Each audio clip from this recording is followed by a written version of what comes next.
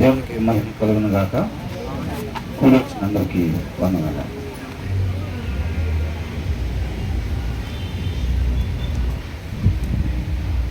ఇప్పుడు అధ్యాయం ధ్యానించుకుంటున్నామండి మనం. 2వ సమయాలు 2వ అధ్యాయం. మొదటి అధ్యాయంలో ఏం చూసాం?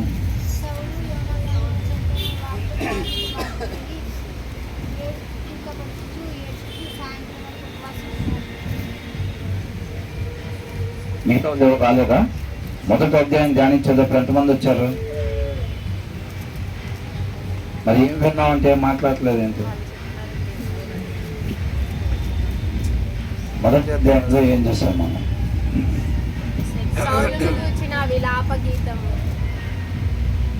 సౌలు యోనాతాను చనిపోయారు కాబట్టి దానికి సంబంధించిన విలాప గీతాన్ని మనం చూసాం. దేవుని చేత అభిషేకించబడిన వాడిని చూసి భయపడకుండా అతన్ని చంపినందుకు అతని మరణ శిక్షని విధించినట్టుగా మనం చూస్తూ ఉన్నాం అన్నమాట. ఇప్పుడు 2వ అధ్యాయం. ఇది జరిగిన తర్వాత యూదా పట్టణంలోనికి నేను పోదునా అని దావీదు యెహోవా యొద్ద విచారణ చేయగా పోవచ్చునని యెహోవా అతనికి సెలవిచ్చెను. మనం దావీదులో చూస్తున్న లక్షణం ఏంటంటే, దేవుడు కృపను బట్టి తనకిచ్చిన సమయాన్ని ఏ ఒక్క క్షణం కూడా తన సొంత ఇష్టాన్ని నెరవేర్చుకోవటానికి అతను ఇష్టపడట్లేదు. ఆ విషయాన్ని మనం స్పష్టంగా దావీదులో చూస్తూ ఉన్నాం అన్నమాట. ప్రతి విషయం కూడా ఆయన దేవుని చిత్తం ఏంటి, ఈ సమయంలో నేను ఏమి చేయటం దేవుని చిత్తం, దేవుడు నేనేం చేయాలని ఇష్టపడతా ఉన్నాడు.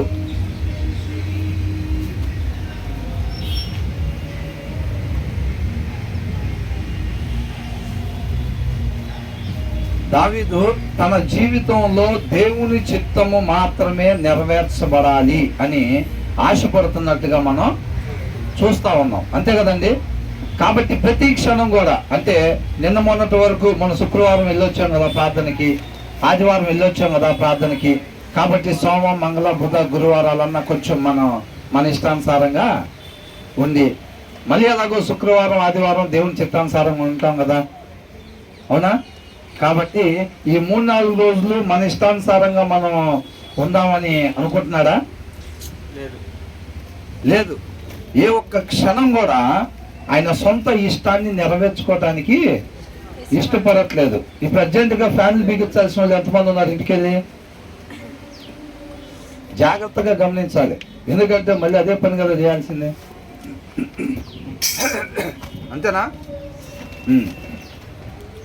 మిగతా వాళ్ళు చూస్తున్నారంటే అది వేరే విషయం. మన సహవాసం వాళ్ళు బేసిక్గా అట్లాంటి ఏబిసిడి లాంటివి అనమాట. వాటిని దాటుకుని ఎప్పుడు ముందుకు వచ్చాం కాబట్టి అలాంటి క్రియలు మళ్ళీ పదే చేస్తూ ఉండకూడదు. అర్థమవుతుందండి. దావీదు కేవలం దేవుని చిత్తం మాత్రమే తన జీవితంలో జరగాలి అని చెప్పి ఆశపడుతూ ఉన్నాడు అనమాట. కాబట్టి అది ఎవరి లక్షణం చెప్పండి? ఎలాగా? దేవుడి లక్షణం అనేది ఎక్కడి నుంచి చూసి నేర్చుకున్నాం మనం? యేసుక్రీస్తు వారు ఏం చెప్పారు? నా ఇష్టాన్ని నెరవేర్చుకోవటానికి నేను రాలేదు, నన్ను పంపించిన తండ్రి చిత్తాన్ని నెరవేర్చడానికే నేను వచ్చాను అని అంటున్నాడు. దావీదులో కూడా మనం ఆ లక్షణాన్ని స్పష్టంగా చూస్తా ఉన్నాం అన్నమాట. ఏమని? ప్రతి క్షణం కూడా, అర్థమైందండి, ప్రతి క్షణం కూడా నా పట్ల దేవుని చిత్తం ఏంటో, ఈ క్షణం నేను ఏం చేయటానికి దేవుడు ఇష్టపడతా ఉన్నాడో అదే నేను చెయ్యాలి అని చెప్పి ఆశపడతా ఉన్నాడు అనమాట. అంతే తప్ప ఇలా చేద్దాంలే అలా చేద్దాంలే అని దేవుడి ఇష్టాన్ని తెలుసుకోకుండా దావీదు ఇప్పుడు కూడా చేయలేదు. చేసినట్టుగా మనకి ఎక్కడ కూడా కనబడట్లేదు. అంతేనండి. ఇప్పుడు దావీదుని చూసి మనం ఏం నేర్చుకోవచ్చు? మన జీవితంలో కూడా దేవుడు కృపను బట్టి మనకిచ్చిన ఆయుష్ని, సమయాన్ని మన సొంత ఇష్టాన్ని నెరవేర్చుకోవటానికి ఏ ఒక్క క్షణం కూడా మనం సాహసం చేయకూడదు. అవునండి. మన సొంత ఇష్టాన్ని నెరవేర్చుకోవటానికి ఏ ఒక్క క్షణం కూడా మనం సాహసం చేయకూడదు. ప్రతి ఒక్క క్షణం కూడా ఆయన కృపను బట్టే మనకు వచ్చింది. అంతేనా? ఇవాళ మనం సజీవులుగా ఉన్నామంటే కేవలం ఆయన కృపే. కాబట్టి సమయం కొద్దిగా ఉన్నది కాబట్టి ఆయన మహాకృపను బట్టి ఆ సమయంలో ప్రతి క్షణం కూడా ఆయన చిత్తానుసారంగా ఉండటకు మాత్రమే మనం ఉపయోగించాలన్నమాట. అందుకనే దావీదు దగ్గర చూస్తే పదే పదే మనకి అదే కనిపిస్తూ ఉంటుంది అన్నమాట. ఆ ఆసక్తిని బట్టి, ఆ ఆశను బట్టి దేవుడు దావీదు ఎప్పుడు అడిగినా సరే దేవుడు సమాధానం చెప్తా ఉన్నాడు. సౌలు మాట్లాడినప్పుడు సమాధానం చెప్పాడా? లాస్ట్లో చెప్పలేదు. ఎందుకని? అవసరం నిమిత్తం దేవుణ్ణి అడిగేలే కానీ ఎక్కడ కూడా దేవుని చిత్తాన్ని నెరవేర్చాలనే ఒక ఆకాంక్ష, ఆశ సౌల్లో మనకి కనపడలేదు. అంతరంగాన్ని చూసేవాడు కాబట్టి దేవుడు ఖచ్చితంగా మనలో ఆ ఆసక్తి, దేవుని చిత్తం కొరకే నేను జీవించాలి, దేవుడి నామాన్ని మాత్రమే మహిమపరిచేదానికి నేను జీవించి ఉండాలనే ఆశ మనలో ఉంటేనే దేవుడు ఆశపడ్డ ప్రాణాన్ని తృప్తిపరుస్తాడు అన్నమాట. అర్థమవుతుందండి? వాళ్ళే దావీదు వలె దేవునితో సహవాసం చేసి నడవగలుగుతారు. ఆ ఆశ మనలో లేకపోతే, కేవలం అవసరాల కోసమే మనం దేవుని దగ్గరకు వచ్చేవారుగా ఉన్నట్లయితే మాత్రం ప్రయోజనం ఏమీ లేదు. మన ఆశలు, మన కోరికలు నెరవేర్చుకోవటానికి ఇప్పుడు సౌలు కూడా ఏం చేశాడండి? తన ఇష్టాన్ని నెరవేర్చుకోవటానికి, తన ఆశలు నెరవేర్చుకోవటానికి, తన కోరికలు నెరవేర్చుకోవటానికి దేవుడి దగ్గరికి వస్తున్నట్టు మనం గమనించాం. అవునా? నిత్యము ఆయనే రాజుగా ఉండాలని ఆకాంక్ష కలిగి ఆయన దేవుడి దగ్గరికి వచ్చి విచారణ చేస్తా ఉన్నాడు, నేను ఇప్పుడు ఏం చేయాలని. అవునా కదా? తన చిత్తానుసారంగా ఏదడిగినా దేవుడు ఇస్తానంటున్నాడు. మన ఇష్టానుసారంగా అడిగితే ఇస్తాడా? ఇస్తాడా? ఇవ్వడు. కాబట్టి మనం ఖచ్చితంగా మన అంతరంగంలో సత్యాన్ని ఎరిగేవాడు కాబట్టి దేవుడు దాన్ని బట్టే దేవుడు మనల్ని నడిపిస్తూ ఉంటాడు అన్నమాట. ఇది దావీదు నుంచి మనం నేర్చుకోవాల్సిన లక్షణం, దేవుడి నుంచి దావీదుకు వచ్చిన లక్షణం అన్నమాట. అర్థమవుతుందండి? మన ఇష్టానుసారంగా కాకుండా దేవుని చిత్తానుసారంగా మాత్రమే మనం. ఎంతమంది ఇలాగున్నారు?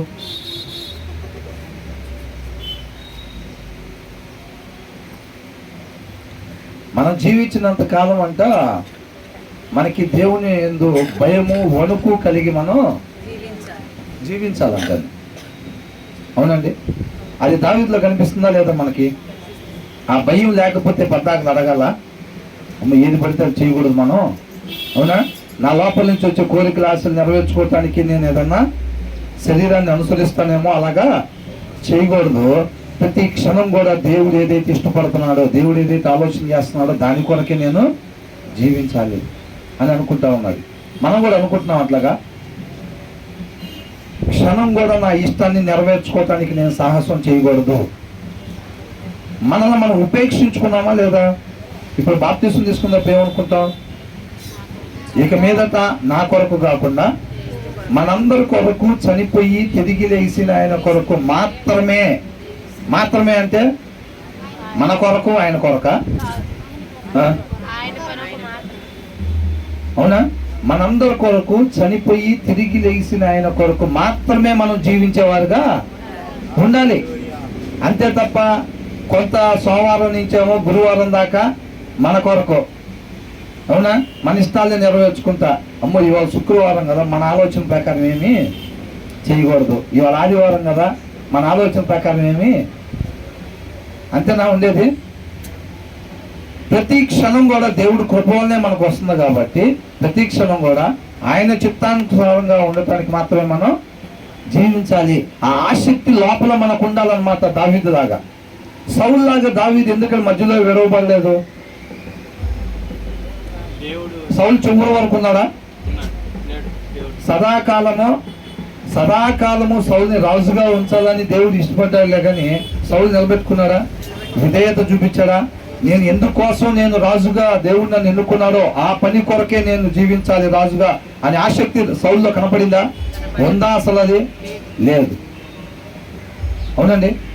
మనం కూడా దేవుడు మనల్ని ఎందుకొరకైతే నిర్ణయించుకున్నాడో, నియమించుకున్నాడో మనం దాని కొరకు మాత్రమే జీవించాలనే ఆసక్తి మనలో ఉండాలి. ఉంటే అప్పుడే మనం కూడా దావీదు లాగా చివరి వరకు కూడా దేవునితో పాటు ఉండగలుగుతాం. అలా కాకుండా మన ఇష్టాన్ని నెరవేర్చుకుంటా ఉన్నాం అనుకో, సౌలులాగా నశించిపోయేవారుగానే ఉంటాం. కాబట్టి మన ఇష్టాలను ఎంత మాత్రం కూడా నెరవేర్చుకోవడానికి ఇష్టపడకుండా, సాహసించకుండా దేవుని చిత్తానుసారంగా మాత్రమే జీవించేదానికి ఆ భయము, ఆ ఆశ మనలో కలిగి ఉండాలి ప్రతి క్షణం కూడా. మొన్న వాళ్ళకి పంచిపెట్టి వచ్చాం కదా, మొన్న ఆదివారం చాలాసేపు ప్రార్థన చేశాను కదా, వారం అంతా పనిచేస్తుంది అది. ఆయన కృపను బట్టి మళ్ళీ సమయం ఇస్తే మళ్ళీ మోకరించి ప్రార్థన చేయాలి. ఆయన సమృద్ధిని ఇస్తే దాంట్లో నుంచి మళ్ళీ తీసుకొని వెళ్ళి మన చుట్టూ ఉన్న అవసరతల్లో ఉన్న వాళ్ళకి సహాయం చేయాలి. దావీదులో మనం గమనించింది ఏంటంటే, ఇప్పుడు ఏం చేయాలి, ఇంకేం చేయాలి అంటే, ఫర్ ఎగ్జాంపుల్గా దావీదులో నేను గమనించింది ఎక్కువగా, ఇంకొక గంట సేపట్లో నీ ప్రాణం పోయిద్ది అని చెప్పాడు అనుకోండి, మనం ఎలా ఉంటాం? నా ప్రాణమా తిను తాగు సుఖించనే వాళ్ళు అట్లా ఉంటామా? బయట అట్లాగే ఉంటారు. వాళ్ళు ఆ గంటలో పోయిద్దని కాదు, నువ్వు 100 ఏళ్ళు బతుకుతావన్నా సరే వాళ్ళు అలాగే ఉంటారు. ఒకవేళ మనకు వచ్చిందనుకో అట్లాగా, ఇంకొక గంట సేపు మాత్రమే నువ్వు ఉంటావు అంటే మనం ఎలా ఉంటాం? అమ్మటే టకటక బియ్యంలో నుంచి మొత్తం తీసి అందరికీ పంచిపెట్టడం, బట్టలు అలమారలో నుంచి లాగి అందరికీ తీసుకెళ్ళి పంచిపెట్టడం. ఎందుకంటే రేపు దీన్ని బట్టే నిత్య జీవం ఉంటుంది కదా, మనకి జీవించిన దాన్ని బట్టే కదా నిత్య జీవం. ఇది చూడాలని, అవునా? మనం జీవించిన దాన్ని బట్టే నిత్య జీవం. కాబట్టి ఈ గంట సేపట్లో నిత్య జీవానికి, ఈ గంట సేపట్లో నిత్య జీవానికి వెళ్ళిపోయేటట్టుగా మనం సత్వ విధాల ప్రయత్నం చేస్తాం, అవునా కదండి? ఇప్పుడు మనకేంటంటే టైం ఉందిగా అనుకుంటాం. దావీదు జీవితంలో ఇంకా గంట సేపు మాత్రమే నీకు సమయం ఉంది అని అంటే మనం ఎలా జీవిస్తామో, తన జీవితం మొత్తం కూడా అలాగే జీవిస్తూ ఉన్నాడు అనమాట. ఈ క్షణం మాత్రమే నేను, ఈ క్షణం సమయం ఉంది కాబట్టి నేను చేయాల్సింది చెయ్యాలి. ప్రతి క్షణం కూడా దావీదు అట్లాగే జీవించాడు. మనం చూస్తూ ఉన్నాం కదండి, అవునా? ఇంకేం చేయాలి, ఇంకేం చేయొచ్చు. ఆయన మనలాగా ఆదివారం ప్రార్థనకి వెళ్ళి వచ్చి, అమ్మయ్య వారానికి సరిపోయింది, ఈ వారానికి మంచి మార్కులు వేసుకున్నాం దేవుడి దగ్గర అట్లా అనుకుంటున్నాడా? ఆయన ఏదన్నా ఒక మంచి కార్యం చేశాడు అని అంటే అది అయిపోగానే ఇంకేం చేయాలి, ఇంకేం చేయొచ్చు నేను, అర్థమవుతుందండి? ఇంకేం చేయొచ్చు నేను, ఇంకా సమయం ఉంది కదా, సజీవుడిగా ఉన్నాను కదా, ఇంకేం చేయొచ్చు నేను అని అనుకుంటున్నాడు. ఆయన కృపను బట్టి ఆయన వాడుకుంటున్నాడు, ఆసక్తిని బట్టి వాడుకుంటున్నాడు దావీదుని. మళ్ళీ ఇంకొక సత్క్రియ కొరకు వాడుకుంటున్నాడు దావీదుని, అర్థమైందండి? వాడుకున్న తర్వాత అది అయిపోగానే ఏం చేస్తున్నాడు దావీదు? టిఫిన్ చేశారా? ఎంతమంది చేశారు టిఫిన్? ఎంతమంది చేశారు? ఆ సత్క్రియ అయిపోగానే దావీదు ఏమనుకుంటున్నాడు అంటే మళ్ళీ అది ఇంకా నెక్స్ట్ మళ్ళీ ఇప్పుడేమి చేయొచ్చు, ఇంకా నా సృష్టికర్తని సంతోష పెట్టడానికి ఇప్పుడు నేను ఏం చేయొచ్చు.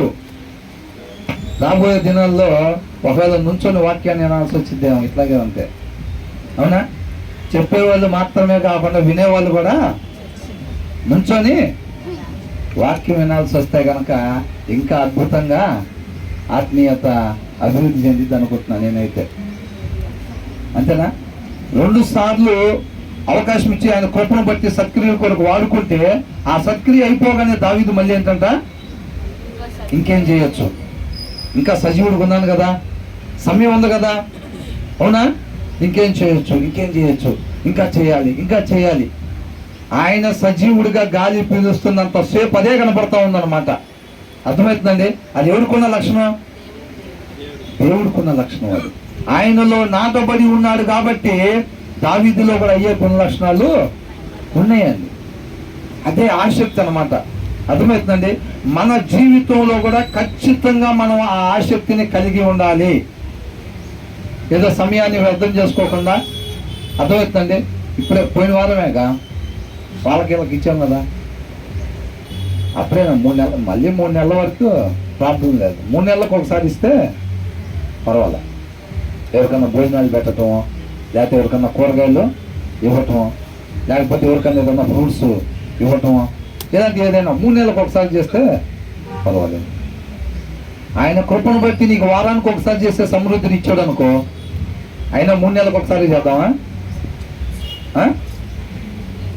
3 నెలలకు ఒకసారి చేస్తారా? కాదు. ఆయన ఇచ్చిన సమృద్ధి కొద్ది, అందుకనే దావీదుని ఆయన ఇచ్చే కొలది ఇంకా ఇస్తానే ఉన్నాడు. అందుకని అంత ఇష్టపడ్డాడు. దేవుడు నోట ఎన్నిసార్లు నా దాసుడైన దావీదు వలే వాళ్ళు ఉండలేదు కాబట్టి, దావీదు లాగా వాళ్ళు ఉండలేదు కాబట్టి, దావీదు నిమిత్తం నేను ఒక దీపాన్ని, ఒక గోత్రాన్ని ఇస్తాను. దావీదు ఎంత నచ్చింది దేవుడికి, అవునా కదండి? మన దావీదు గురించి ధ్యానించుకుంటున్నాం అంటే దేవుడికి కాకుండా దావీదుని ఏమన్నా మహింపరుస్తున్నామా అనేది కాదండి. ఇక్కడ దేవునిలో నాటబడి ఉన్నాడు కాబట్టి, ఆ దేవునిలో నాటబడి లేకపోతే దావీదులో ఏమైనా ఉంటుందా? ఇంకేముండదు. ఏ వ్యక్తి అయినా దేవునిలో నాటబడి లేకపోతే లోకానుసారంగా ఉన్నట్టే. ఇప్పుడు మనం ఎప్పుడు అనుకునేది, ఆ చెట్టుని భూమిలో నుంచి తీసి పక్కన పెట్టేసాం అనుకోండి, ఏమైంది?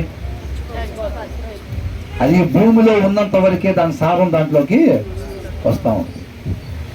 ఇలాంటి గొప్ప గొప్ప ప్రవక్తలు కూడా మనకు దానికి నిదర్శనంగా కనబడుతూ ఉన్నారు. అవునండి. ఒకానొక సమయంలో దావీదు కూడా తప్పు చేశాడా లేదా? తన శరీరాన్ని, తన నేత్రాన్ని జయించే శక్తి లేకుండా పోయింది తనకప్పుడు, అవునా కదండి?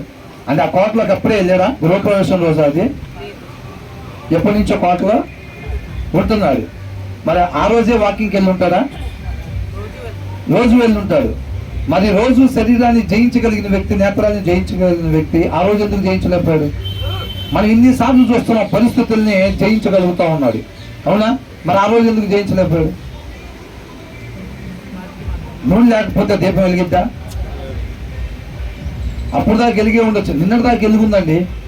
నిన్నటి దాకా నూనె ఉంది కాబట్టి అది వెలుగుంది. అదే దీపం బ్రహ్మాండంగా వెలిగిన దీపమే. నూనె లేకపోతే మళ్ళీ నూనె పోస్తే అదే బ్రహ్మాండంగా మళ్ళీ వెలిగింది. బుద్ధిగల కన్యకలు చేసిన పని ఏంటి? ప్రతి సమయంలోనూ నూనె ఉండేటట్టుగా చూసుకున్నారు. మనం చేయాల్సిన పని ఏంటి? ప్రతి క్షణం కూడా దేవుని వాక్యం మనలో ఉండేటట్టుగా చూసుకోవాలంతే. అర్థమైందండి? ఆ ఆసక్తి ఉన్న వాళ్ళు ఎత్తుక్కుంటారు. అర్థమవుతుందండి? దాని ప్రాధాన్యత తెలిసిన వాళ్ళు విడిచిపెట్టరు, అది లేకుండా బయటికి రారు. ఎప్పటికప్పుడు చెక్ చేసుకుంటూ ఉంటారు. ప్రతి క్షణం చెక్ చేసుకుంటూ ఉంటారు, నూనె ఉందా లేదా, ఓకే, ఎలా ఉంది మన వాక్యం, పరిస్థితులను బట్టి అర్థమైపోతూ ఉంటుంది. అర్థమవుతుందండి? మన శరీరాన్ని వాడుకుంటాడు అపవాది, మన శరీరాన్ని వాడుకుంటాడు అనమాట. అంటే దాన్నే మనం జయించాలి. మన పోరాటం మన శరీరంతోనే. మన శరీర కోరికలు కాకుండా, మన ఇష్టాన్ని నెరవేర్చుకోకుండా దేవుని చిత్తాన్నే, మన ఇష్టాన్ని అంటే అది ఎక్కడి నుంచి వచ్చింది? మనలో నుంచే వచ్చింది అది. కాబట్టి మన శరీరాన్ని జయించేవారిగా మనం ఉండాలి. మన హృదయం మొత్తాన్ని ఆపరేట్ చేస్తుంది అనమాట. ఆ హృదయం బాల్యం నుంచి మోసకరమైంది. మరి ఆ హృదయాన్ని లోపరుచుకుంటే శరీరాన్ని మొత్తాన్ని లోపరుచుకున్నట్టే. మరి ఆ హృదయాన్ని ఎట్లా లోపరుచుకుంటాం? దేవుని వాక్యం ద్వారా మాత్రమే ఆ మన హృదయాన్ని లోపరుచుకుంటామండి. 119వ దావీదు కీర్తనలో రాస్తుంది, అవునండి. కాబట్టి మనం నిత్య వాక్యాన్ని ధ్యానించేవారుగా ఉండాలన్నమాట. అప్పుడు మనలో ఆసక్తి పెరిగింది. వినటం వలన, చదవటం అంటే వింటామా కాదా? చదువుతున్నప్పుడు మనం వింటామన్నమాట. కాబట్టి వినటం వల్ల విశ్వాసం పెరిగింది. ఆ విశ్వాసం పెరిగినప్పుడు నేను ఆ రీతిగా ఉండాలని ఒక ఆశ మనకి పుట్టింది.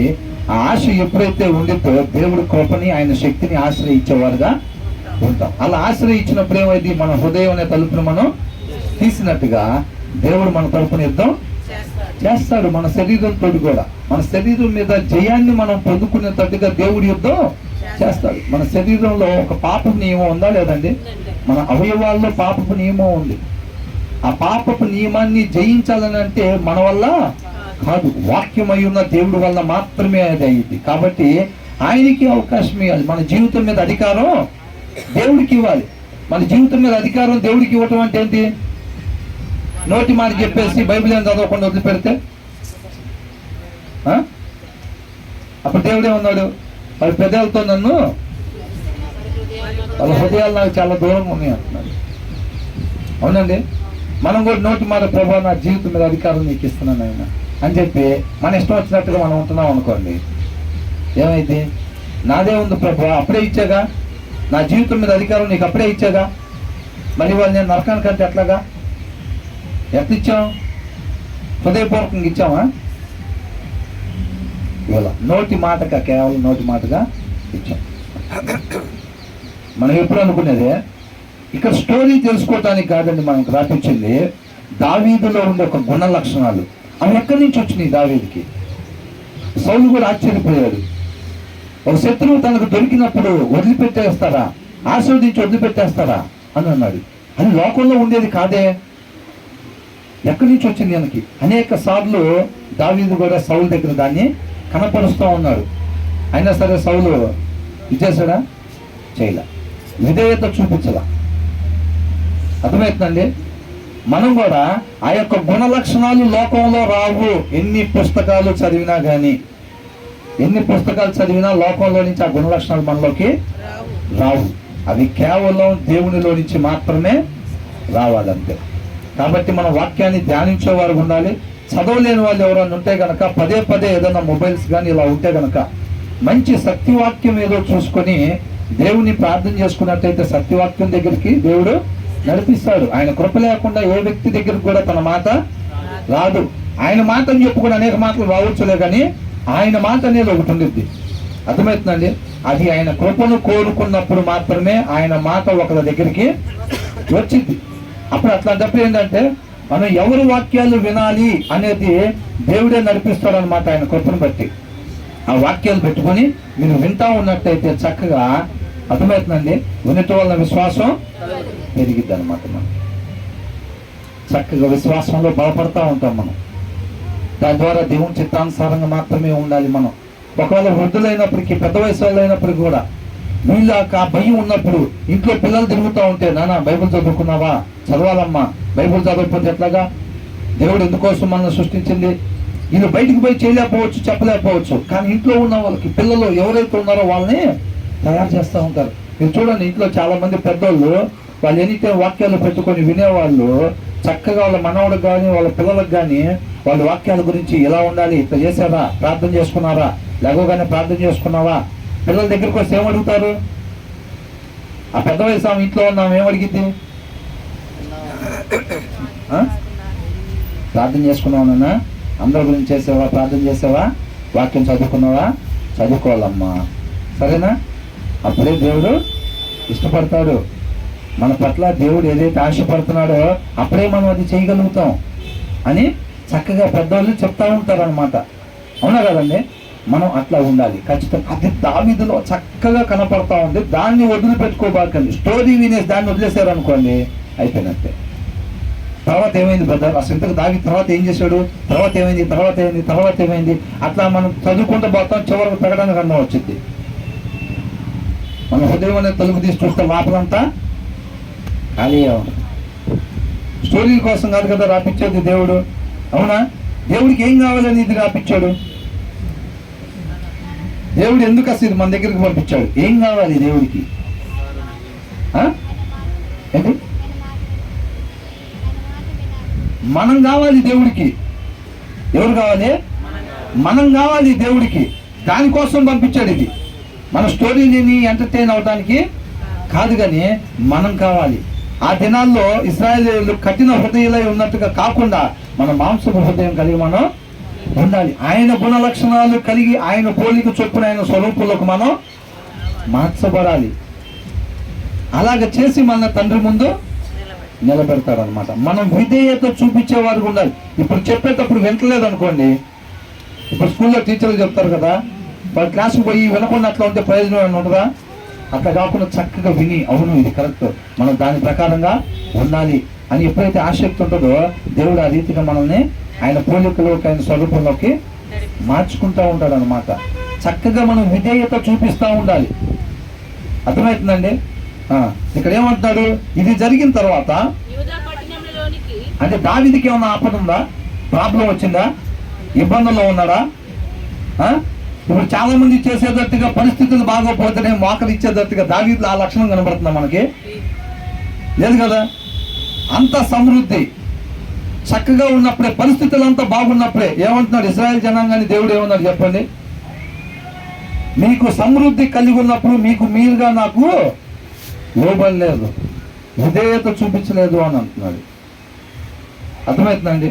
మనకు సమృద్ధి కలిగి ఉన్నప్పుడే మనం దేవుడికి విధేయతని చూపించేవారు ఉండాలి. అట్లా లేకపోతే దేవుడు ఏం చేస్తాడు? కొన్ని పరిస్థితుల్లో నుంచి నడిపిస్తాడు. అప్పుడు ఆటోమేటిక్గా వేస్తాం మోకాళ్ళు. ఎక్కడ? హాస్పిటల్ మంచాల మీద. ఇక్కడ చక్కగా 2-3 ఫ్యాన్లు పెట్టి మంచి మాటలు ఇవన్నీ చెప్తుంటే ఇక్కడ మోకాళ్ళు కూర్చుంటారు కదా. అక్కడ ఎవరు చెప్పరు. హాస్పిటల్ అనేక మంది చూస్తూ ఉంటారు, అయినా ఆటోమేటిక్గా మంచం మీద మోకాళ్ళు వేస్తామంతే. అవునా? మంచిగా చెప్పినప్పుడు మన పిల్లలు కూడా ఏం చెప్తాం? మంచిగా చెప్పినప్పుడే విను, అంతేనా? వాక్యంలో ఏం జరుగుతుంది అనేది కాకుండా ఈ చుట్టుపక్కల ఏం జరుగుతుంది, ఎట్లా చదివారు సామాను, ఎట్లా చదివారు, ఎవరు వచ్చారు, ఎవరు వెళ్ళారు, అంతేనా? ఈ మాత్రం నోటెడుగు రాసుకుంటారు. ఎవరు వచ్చారు, ఎవరు వెళ్ళారు, ఏ ఫ్యాన్ వైర్ ఎవరు చదివారు, మధ్యలో అది లెగిసిపోతే ఎవరు లెగిసి చదివారు, దాన్ని అవి అడుగుతారా? రేపు పైకి వెళ్ళిన తర్వాత ఆ రోజు ఆదివారం ఆ ఫ్యాన్స్ ఇచ్చి ఎవరు ఆపారు? పద నిత్య జీవం కాదు అంటారా? అవి రాసుకుంటారు శ్రద్ధగా. అమ్మో అవి మిస్ కాకూడదు, అసలు ఇది మిస్ అయినా పర్వాలా. ఏది ఈ రాబు ఇది పోతా ఉంటుంది వాక్యం, ఇది మిస్ అయినా పర్వాలా. అటు నుంచి వచ్చి కట్టల పక్కన కూర్చుంది ఎవరు, అది మనం మిస్ కాకూడదు అసలు.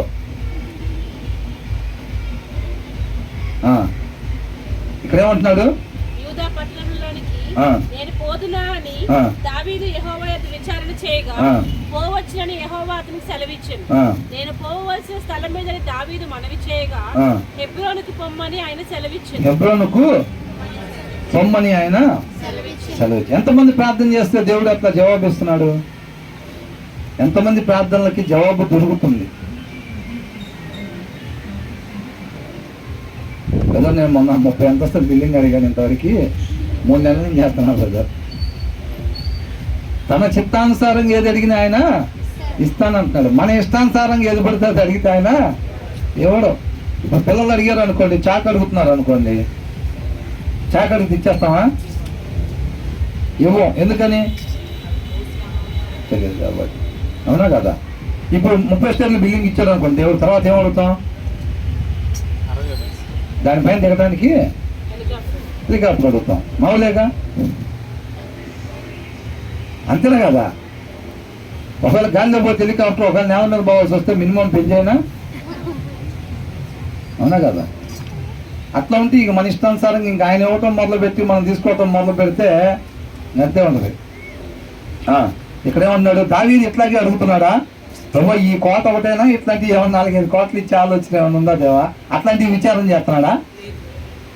ఏమంటున్నాడు? నేనేం చేయాలి? అక్కడికి వెళ్ళమంటావా? ఇక్కడ మనం గమనించినట్టయితే ఆసక్తిగా మీరు ఒకసారి మొదటి సమయాల గ్రంథం 23వ అధ్యాయం చూడండి.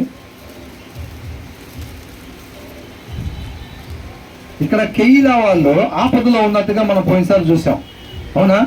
ఒకసారి చదవండి అది. తర్వాత కెయిలా మీద అంట ఫిలిష్తీయులు యుద్ధం చేస్తున్నారంట. అవునా? యుద్ధం చేసి కళ్ళముల మీద ధాన్యమును దోచుకొనిచున్నారు అని దావీదునకు వినబడేను. వాళ్ళు వచ్చి అడిగారా? నేనేం అడగలా, మాకు ఇక్కడ ప్రాబ్లం అయింది, పలానా వాళ్ళు వచ్చి మా మీద యుద్ధం చేసి మొత్తం దోసుకెళ్తున్నారు, మమ్మల్ని కాపాడని అడిగారా? అడగలేదు. కానీ అట్లా జరిగినప్పుడు తర్వాత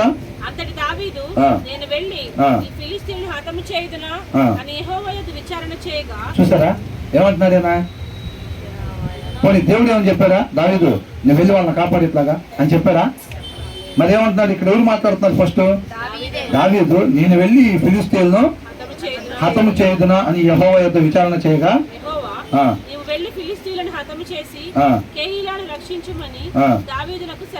అంటే ఈయన ఎదుగుతూ ఉంటాడు అనమాట.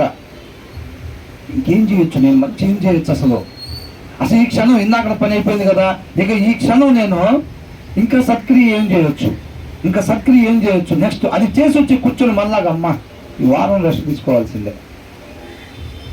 వెళ్ళి నాకు వరదలు వచ్చిన వాళ్ళకి పంచిపెట్టి వచ్చాం కదా ఒక 20 ప్యాకెట్లు. 20 ప్యాకెట్లు పంచవచ్చు, వారం రోజులు రెస్ట్. అవునా? ఈయన అట్లా కనబడుతున్నాడా దావీదు? ఈయన ఎత్తుక్కుంటూ ఉంటాడు, నేను ఏం చేయొచ్చు పరిగెత్తే వాళ్ళలాగనమాట.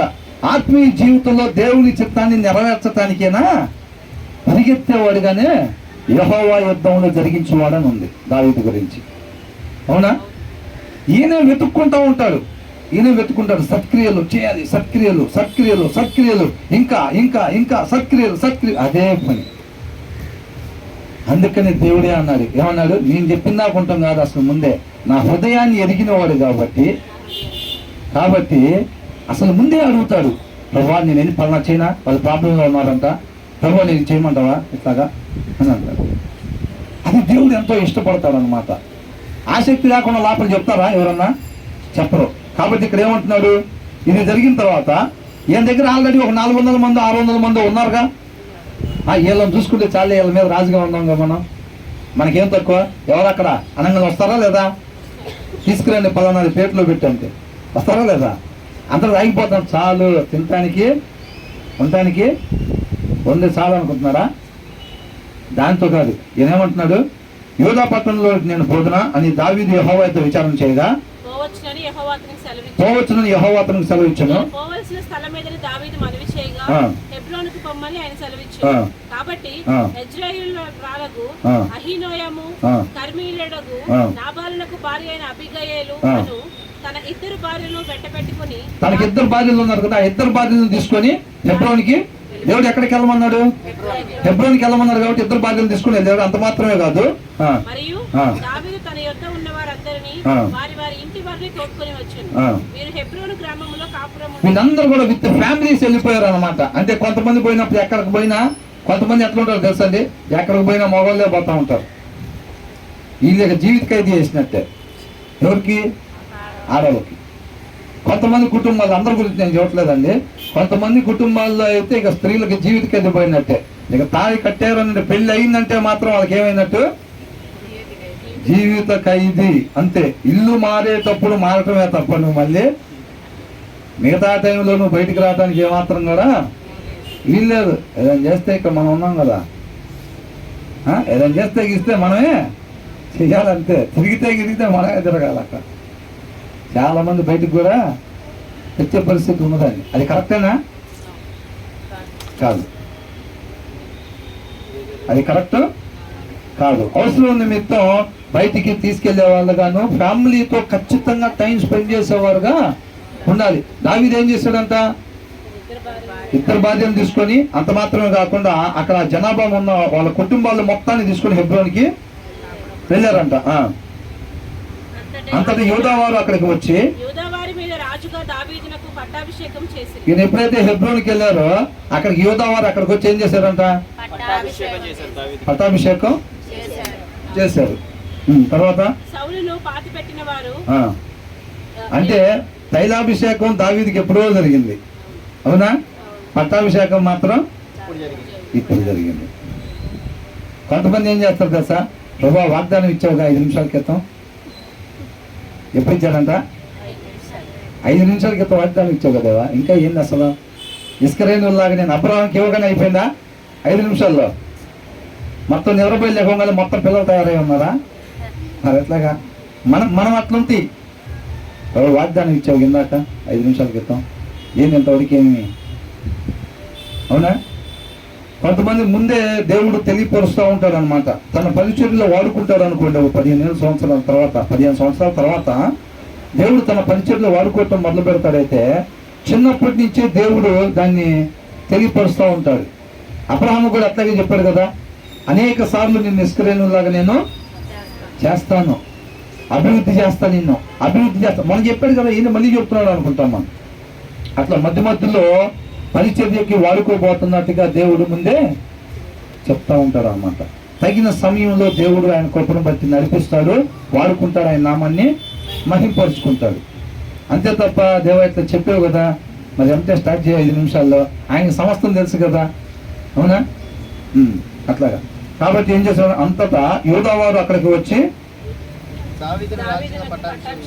పట్టాభిషేకము చేస్తారు. అంటే ఇప్పుడు చైర్లో కూర్చుంటున్నాడు, అప్పుడు దాకా తైలాభిషేకం జరిగిన కొండల్లో గుహల్లో ఉండటం, పరిగెత్తటం పద్దాకలా, అంతేనే కదా, ప్రాణాపాయంలో ఉండి పరిగెత్తటం.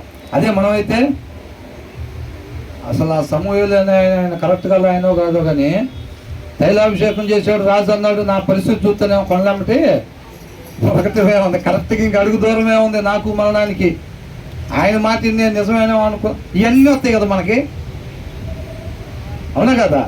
ఎవరన్నా ఒక దైవజనుడు చెప్పాడు అనుకో, పెద్ద మీ బాబుని దేవుడు ఇట్లాగా వాడుకుంటాడని అనిపిస్తుంది అని అంటే,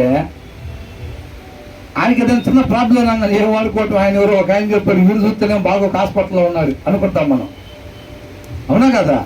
అంటే ఏం చేసాము, అక్కడ విశ్వాసం ఉంచామా? లేదు. మరి దావీదు కూడా అట్లాగే అనుకున్నాడా? తైలాభిషేకం ఉన్నారు అప్పటి నుంచి ఇప్పుడు దాకా ఇంతవరకు ఏమి మరి ఆనవాళ్ళు ఏమన్నా కనబడుతున్నాయా? ఏమీ లేదు. ఒక దగ్గర ఏమనుకున్నాడు తెలుసా? ఏమనుకున్నాడు, నేను ఎక్కడే ఉంటే మాత్రం 27వ అధ్యాయం చూడండి ఒకసారి, మొదటి సమయంలో.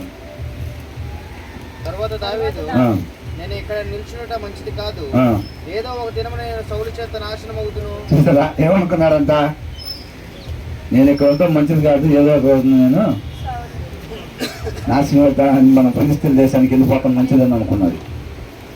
అర్థమవుతుందండి. తర్వాత ఇక్కడ ఏమంటున్నాడు, యూదావారు అంతా పట్టాభిషేకం చేశారనమాట. స్టార్ట్ చేశాడండి ఆయన ప్రోగ్రాం. మళ్ళీ ఎవరు బ్రదర్ కాదు, దావీదు గారు స్టార్ట్ చేసే ప్రోగ్రాం. అంటే బ్రదర్ అనుకుంటున్నాను, నాకు ఇది ధ్యానం ఇచ్చేటప్పుడు కొద్దిగా నాకు బ్రదర్ ఎక్కువగా గుర్తొచ్చారు. నిజంగా నేను అంటాను కాదండి, అసలు అయ్యే పోలికలు కనపడతా ఉన్నాయి ఎక్కువ శాతం. ఓకే, ఒకటేసారి నాటపడి ఉంటారు. నిజమండి, నేను చెప్పేదాం కాదు, ఇక్కడ నుంచో అబద్ధాలు చెప్పడానికి ఎవరు సాహసం చేయలేం. ఈయన మేలు చేయటం సత్క్రియ అయిపోగానే మళ్ళీ ఏం చేస్తున్నాడు, అంటే ఇంకేం సత్క్రియ, ఇంకేం చేయాలి. ఆయన కోపం బట్టి ఆశపడే ప్రాణాన్ని దేవుడు ఆయన కోపం బట్టి వాడుకుంటున్నాడు ఇంకో సత్క్రియకి. వాడుకోగానే ఏం చేస్తున్నాడు, అధ్యయంగా దశ తీసుకుంటున్నాడా? అసలు ఇంకా నెక్స్ట్ ఏం చేయాలి. మనం పోయినసారి అనుకున్నాం కదండి, అమాలేకీయుల దగ్గర నుంచి ఆ ఆస్తి మొత్తం తీసుకొని వచ్చేటప్పుడే ఏమనుకున్నాం, అది ఎవరెవరికి పంచిపెట్టాలి, ఇది దాచుకుందాం, సెటిల్ అయిపోతాం, 50 సంవత్సరాలు పనికొచ్చేది మనకి ఆస్తి అనుకున్నారా? ఎవరెవరు అవసరతల్లో ఉన్నారు, వృద్ధులు ఉన్నారు, పెద్ద వయసు వాళ్ళు ఎవరు ఉన్నారో వాళ్ళంతా లిస్టు తయారు చేయించుకొని అమ్మటే వెళ్ళటం వాళ్ళందరికీ గిఫ్ట్లుగా వాటిని పంపించాడు. యెహోవా శత్రువుల దగ్గర నుంచి నేను తెచ్చుకున్న దాన్ని మీకు కానుకలుగా నేను ఇస్తున్నానని చెప్పి వాళ్ళందరికీ గిఫ్ట్లుగా. అంటే ఈయన సత్క్రియ ఈ మొత్తాన్ని కూడా తీసుకుని వచ్చాడు. ఇలా భార్యలనే తీసుకొచ్చాడా? ఈ మిగతా వాళ్ళు 600 మంది భార్యల్ని పిల్లల్ని ఆయన తీసుకొచ్చాడు. తీసుకొచ్చినప్పుడు అమ్మ రెస్ట్ తీసుకోవాలి. ఇంకా అప్పటికి ఆయన 3 రోజులు అటు వెళ్ళొచ్చాడు. ఎటు? ఇజ్రాయెల్ మీద యుద్ధానికి అని ఫిలిస్తీన్లు అంత వెళ్తున్నాడు కదా, అక్కడి నుంచి సిక్లర్కి వచ్చేసరికి 3 రోజులు పట్టింది. 3వ రోజు అక్కడ కాల్ చేశారు. ఎమ్మటే మళ్ళీ అమాలేకులు ఎమ్మడబడ్డాడు. అవునా? అక్కడ యుద్ధం చేసి జయించుకొని మళ్ళీ అక్కడి నుంచి వచ్చాడు. అక్కడ డే మొత్తం యుద్ధం చేశాడు అమాలేకీయులతో. ఇవాళ సాయంత్రం నుంచి రేపు సాయంత్రం దాకా యుద్ధం చేశాడు. డే మొత్తం యుద్ధం చేసి మళ్ళీ అక్కడి నుంచి వస్తే అమ్మ అటు 3 రోజులు నడిచాము, ఇటు మళ్ళీ ఇటు వెళ్ళాము, మళ్ళీ అక్కడ యుద్ధం చేసాము, మళ్ళీ అలసిపోయాము అనుకున్నాడా? మళ్ళీ ఆ కానుకలు పంపించాయి. మొత్తానికి సత్క్రియలు చేయాలి. ఇంకా ఇంకే రీతిగా దేవుడిని మహింపరచగలుగుతాం. ఇంకా నేనేం చేయాలని దేవుడు ఇష్టపడుతున్నాడు.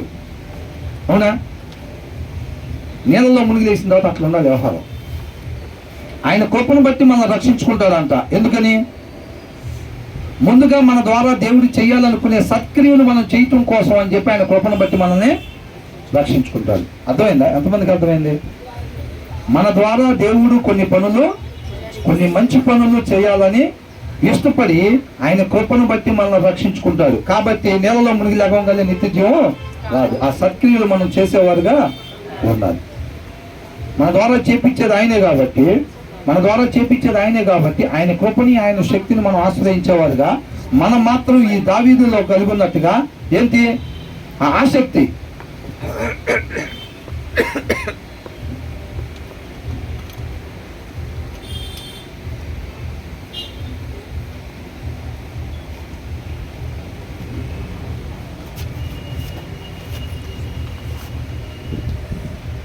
కొంచెం హెల్త్ బాగలేదులేండి, తెలుసు కదా మీకు.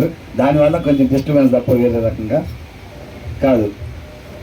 ఈయనేంటి సత్క్రియలందు ఆసక్తి అన్నమాట. ఇంకా చేయాలని ఆసక్తి ఏదో ఉండిద్ది. ఎప్పుడైతే ఆసక్తి మనలో ఉంటుందో, అంతరంగంలో ఆశ ఉంటుందో, దేవుడు ఆయన కృపను బట్టి మనల్ని వాడుకుంటాడు. మనలో కూడా ఆసక్తి ఉండాలి.